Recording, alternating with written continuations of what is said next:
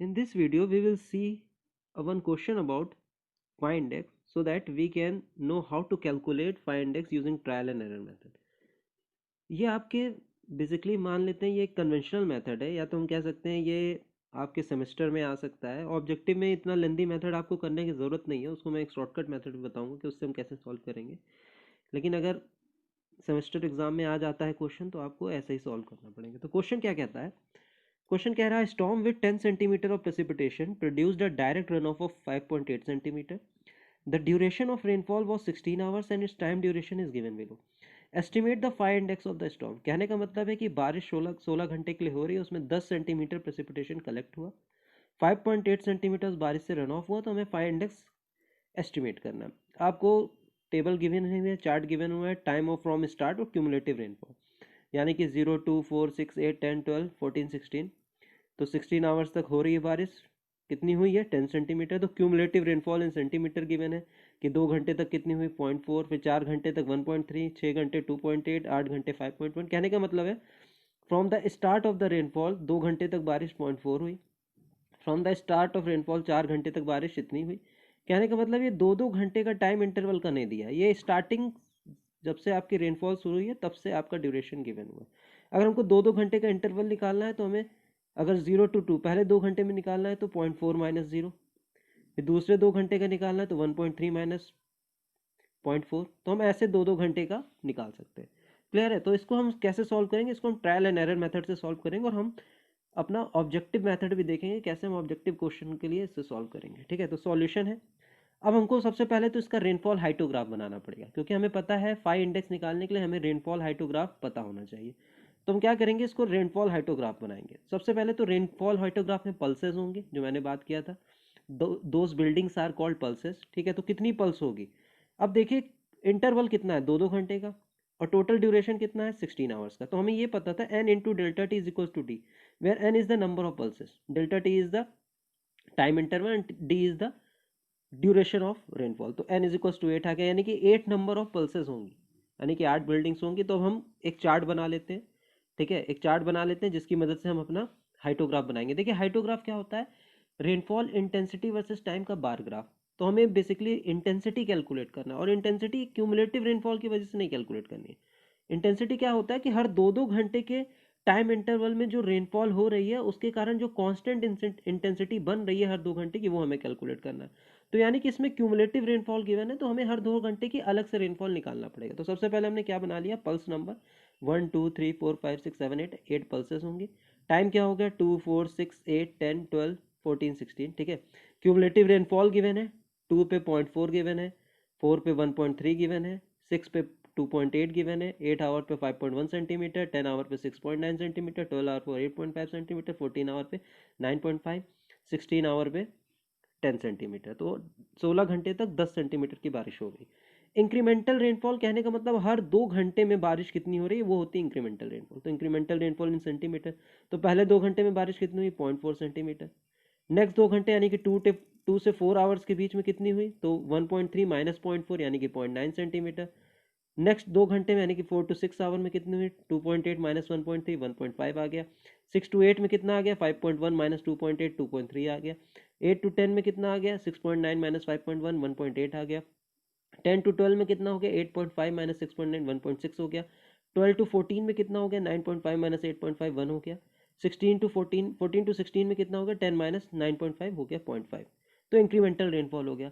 अब हमें इंटेंसिटी निकालनी, क्योंकि हमें हाइटोग्राफ बनाना है। तो अब देखिए टाइम इंटरवल कितना है 2 घंटे का, और हमको इंटेंसिटी हर 2 घंटे की पता चल गई। तो अगर हमें इंटेंसिटी सेंटीमीटर पर आवर में निकालना है तो incremental rainfall divided by delta T. Delta T क्या है यहाँ पे, कितना है 2 आवर्स है। तो 0.4 डिवाइडेड बाई 2 0.2 हो गया, 0.9 डिवाइडेड बाई 2 0.45 हो गया, 1.5 डिवाइडेड बाई 2 0.75 हो गया, 2.3 डिवाइडेड बाई 2 1.15 हो गया, 1.8 डिवाइडेड बाई 2 0.9 हो गया, 1.6 डिवाइडेड बाई 2 0.8 हो गया, 1 डिवाइडेड बाई 2 0.5 हो गया, 0.5 डिवाइडेड बाई 2 0.25 हो गया। यानी कि हमें हर 2-2 घंटे की इंटेंसिटी पता चल गई। तो अब हम कैलकुलेट कर सकते, अब हम ड्रॉ कर सकते हैं अपना रेनफॉल हाइटोग्राफ। तो हमने रेनफॉल हाइटोग्राफ बना लिया। तो हमने टाइम ऑर्डिनेट पे इंटेंसिटी रखी, एप्सीसा पे हमने टाइम रखा। टाइम कहाँ से शुरू है, 0 से 16 आवर तक है, और हर टाइम इंटरवल कितना है 2-2 घंटे का। ठीक है, तो पहले 2 घंटे में रेनफॉल इंटेंसिटी कितनी थी, 0.2 सेंटीमीटर पर आर, तो ये हो गया 0.2 सेंटीमीटर पर आर का। ठीक है, दूसरे 2 घंटे यानी 2 से 4 में कितनी थी, 0.45, तो ये हो गया 0.45। 4 से 6 में कितनी थी, 0.75, तो ये हो गया 0.75। 6 से 8 में 1.15, तो 1.15। 8 से 10 में 0.9, तो ये 0.9। 10 से 12 में 0.8, तो ये आपका 0.8। 12 से 14 में 0.5, तो ये आपकी 0.5 हो गई। 14 से 16 में 0.25, तो ये आपका रेनफॉल हाइटोग्राफ कंप्लीट हो गया। रेनफॉल हाइटोग्राफ पता चल गया आपको।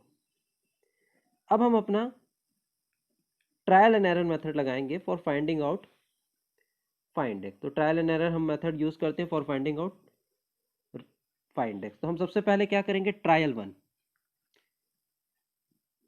स्टेप्स क्या होते थे, स्टेप्स होते थे कि from capital N number of pulses choose M number of pulses which have rainfall excess. यानी कि अभी हमें पता नहीं है कि कितने में रेनफॉल एक्सेस है, लेकिन हम अपने से एक चूज कर लेते हैं हम, यानी कि एक ट्रायल ले लेते हैं।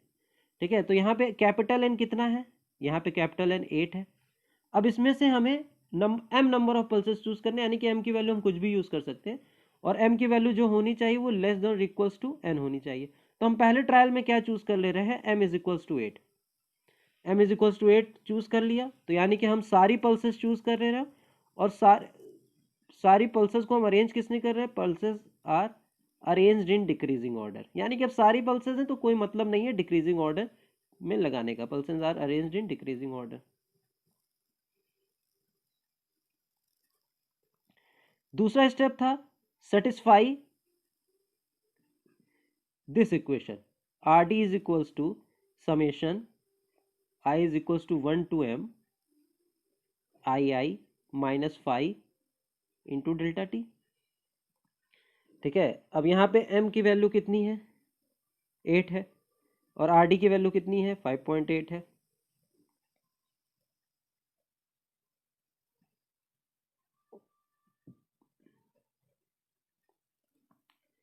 तो हम लिखते जाएंगे, पहली intensity minus five index multiplied by delta T, delta T की वैल्यू क्या है 2।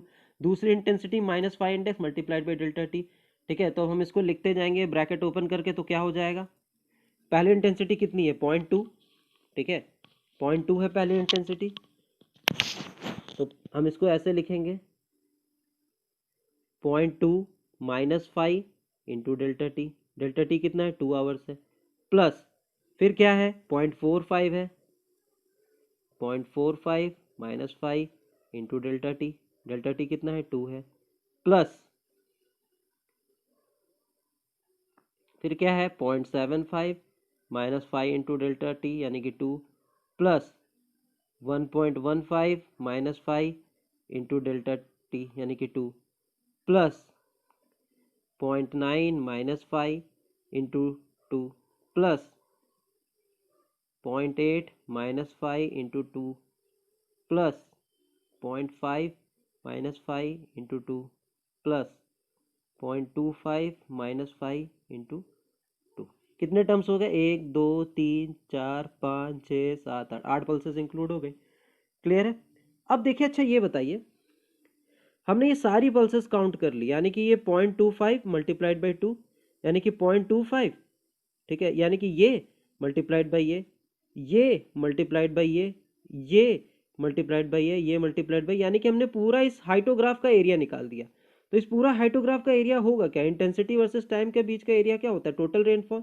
टोटल रेनफॉल कितनी थी, 10 सेंटीमीटर। क्लियर है।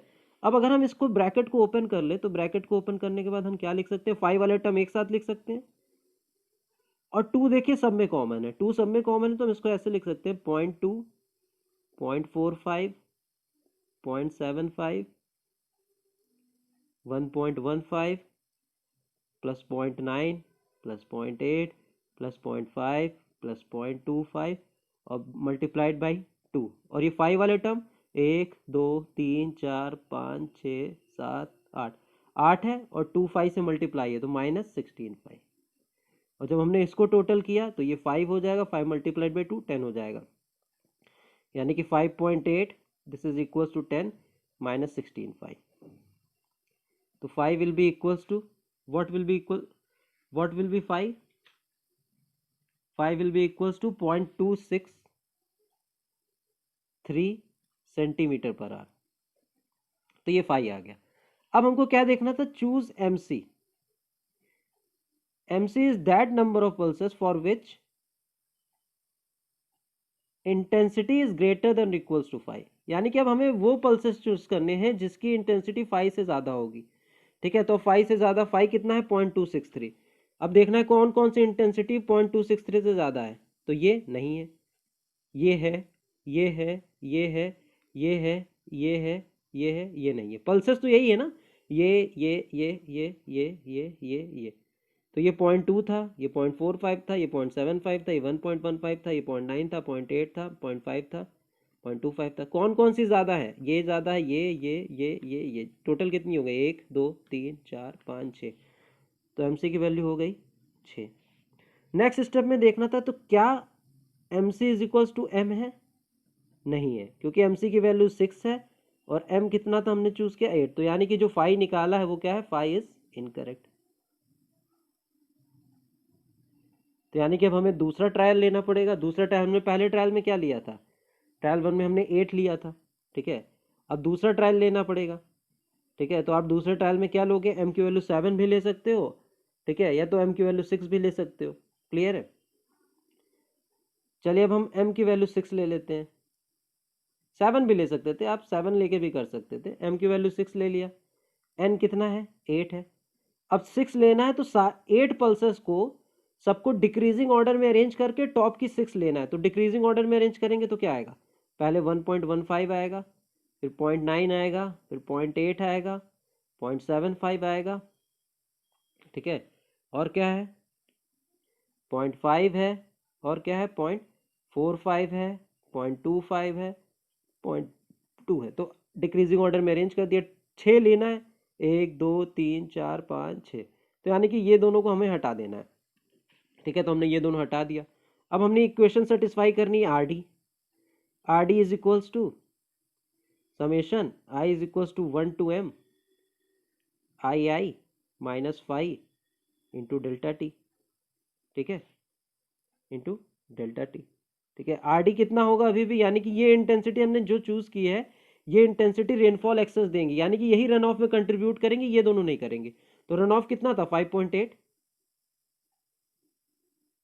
ठीक है, I is equals to 1 to m, m कितना है, 6 है, I minus 5 into delta T. अब इसमें आई कौन कौन सी इंटेंसिटी लेंगे, ये लेंगे, ये लेंगे, ये लेंगे, ये लेंगे, ये लेंगे और ये लेंगे, ये दोनों नहीं काउंट करेंगे क्योंकि इन दोनों को हमने रिमूव कर दिया है। ठीक है, तो इन दोनों को अगर हमने रिमूव कर दिया है तो यानी कि हमने कितनी रेनफॉल रिमूव कर दी, ये थी 0.25 सेंटीमीटर पर आवर। ये कितने घंटे के लिए थी, 2 घंटे के लिए थी। तो अगर रेनफॉल निकालना होगा तो इसमें टाइम से मल्टीप्लाई कर देंगे, इसमें भी टाइम से मल्टीप्लाई कर देंगे। तो कितना आ जाएगा, 0.5 आ जाएगा, और ये कितना हो जाएगा, 0.4 हो जाएगा। यानी कि हमने 0.9 सेंटीमीटर रेनफॉल घटा दी है, कितने में से, 10 में से, क्योंकि ये रेनफॉल रन ऑफ में कंट्रीब्यूट नहीं करेंगी। ठीक है, तो क्योंकि रन ऑफ, अब वही, ये इक्वेशन को वही, इस इक्वेशन में वही रेनफॉल लेना है जो रन ऑफ में कंट्रीब्यूट करे, तो ये दोनों तो कंट्रीब्यूट करेंगे नहीं ना। यानी कि 0.9 सेंटीमीटर रन ऑफ में कंट्रीब्यूट नहीं करेगी, तो कितना रन ऑफ में कंट्रीब्यूट करेगी, ये कंट्रीब्यूट करेगी, यानी कि ये इंटेंसिटीज रन ऑफ में कंट्रीब्यूट करेंगी। अगर इसको रेनफॉल में चेंज करना हो तो multiplied by 2 multiplied by 2 multiplied by 2 multiplied by 2 multiplied by 2 multiplied by 2 और सबका सम। या तो हम ऐसे कर सकते हैं, 10 में से इतनी घटा दें, क्योंकि 10 टोटल थी, 10 में से 0.9 सेंटीमीटर घटा देंगे। क्लियर है। तो हम अब क्या करेंगे, आर डी लिखा हमने 5.8।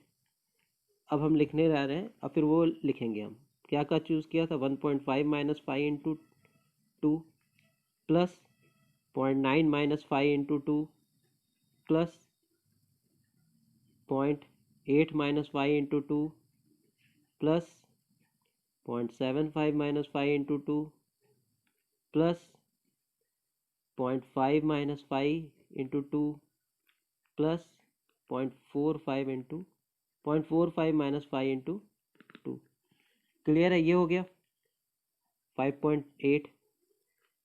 अब न्यूमरल वाले टर्म्स एक साथ और 5 वाले अलग, 1.15 plus 0.9 plus 0.8 plus 0.75 plus 0.5 plus 0.45 multiplied by 2, और 5 वाले टर्म कितने, 1 2 3 4 5 6, और 2 5 ही है तो -12 इसको हमने सॉल्व किया तो ये आ जाएगा 10 माइनस 0.9 यानी कि हो जाएगा 9.1 -12 ठीक है। तो अगर हमने इसको सॉल्व किया फाइव इज इक्वल्स टू कितना आ गया 0.275 सेंटीमीटर पर आवर। अब हमको देखना है एमसी। अब एमसी काउंट करना है। एमसी क्या होना चाहिए, ऐसी इंटेंसिटी जिनकी वैल्यू 5 से ज़्यादा हो। ठीक है, एमसी इंटेंसिटी जिनकी वैल्यू 5 से ज़्यादा हो, ऐसी पल्सेस जिनकी इंटेंसिटी 5 से ज़्यादा हो। 5 कितना है 0.275।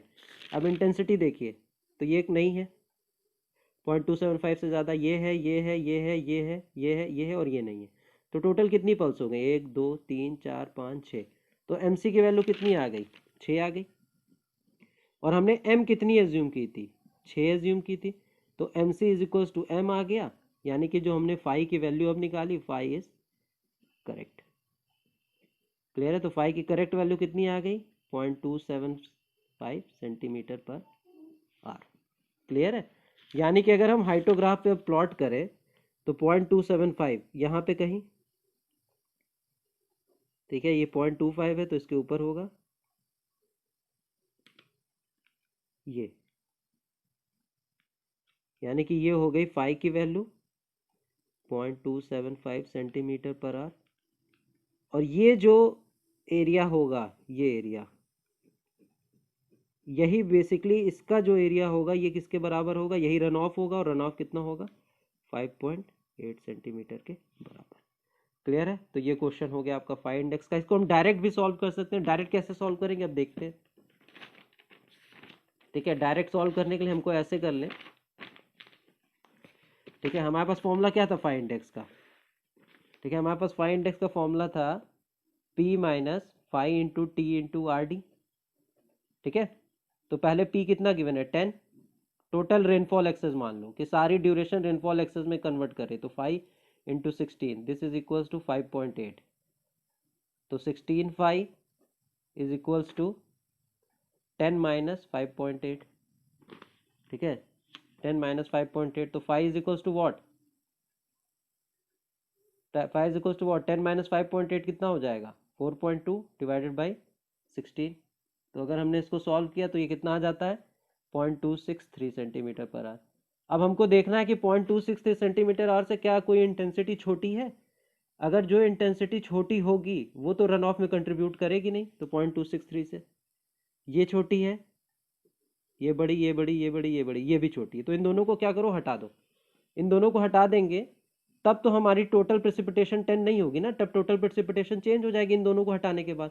तो इससे कितनी प्रेसिपिटेशन होगी 0.2 इंटू 2, और इससे कितनी होगी 0.25 इंटू 2, और ड्यूरेशन कितना हट जाएगा, 2 घंटे इसके 2 घंटे इसके, यानी कि 4 घंटे हट जाएगा। तो अब प्रेसिपिटेशन कितनी हो गई 10 माइनस 0.2 इंटू 2 माइनस 0.25 इंटू 2, ये हो जाएगी -5। अब टी की वैल्यू कितनी हो जाएगी, 4 घंटे घट जाएंगे 16 में से तो 12, दिस इज इक्वल्स टू 5.8। तो यहाँ से जब हमने सॉल्व किया तो फाई की वैल्यू आ गई 0.275 सेंटीमीटर पर आवर। अब देखो जो फाई के अब जो हटाने के बाद इंटेंसिटी, क्या अब जितनी इंटेंसिटी बची थी उनकी इंटेंसिटी फाई से ज़्यादा है। तो अगर फाई से ज़्यादा होगा तो ये आंसर सही है, नहीं तो ये भी आंसर गलत है। तो फाई से सब ज़्यादा है, 1 2 3 4 5 6 सारी वैल्यू फाई से ज़्यादा है, यानी कि ये आपकी फाई की वैल्यू होगी। तो आप ऑब्जेक्टिव में ऐसे क्वेश्चन सॉल्व कर सकते हो।